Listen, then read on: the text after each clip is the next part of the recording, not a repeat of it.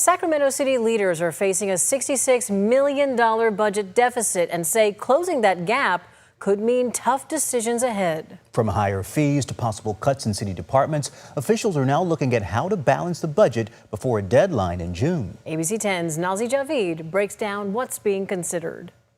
City leaders say some of the biggest impacts could involve public safety staffing, community programs, and fees people pay around the city. This year, we're going to have to make some tough choices.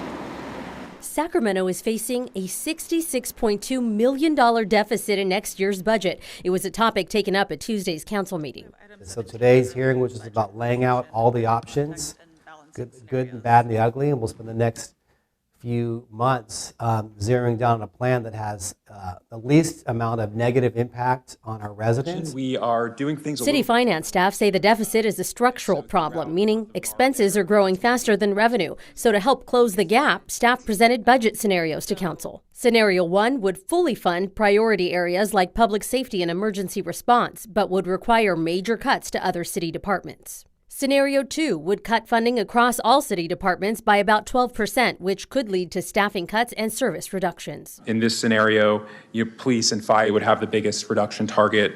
Police almost 29 million, fire over 18 million. And that would mean real consequences. For public safety, there would be some pretty severe impacts. We'd be eliminating traffic enforcement, the Internet Crimes Against Children team, reducing burglary and robbery units. Well, I think people have seen scenarios where increasing our fees, our parking fees, closing swimming pools, laying off police and fire personnel, shuttering some of our successful homeless programs. We don't have to do any of those. We're looking at all those pieces. Scenario 3 would ask every city department to lay out cuts to spending. We asked every department to give us a 15% reduction plan. So if I'm not spending out my travel budget, I'd rather just reduce that than lay off a firefighter or something like that. City leaders are also looking at ways to bring in more revenue, including possible increases to city and parking fees. Every decision on this list is a bad one. They're all brutal.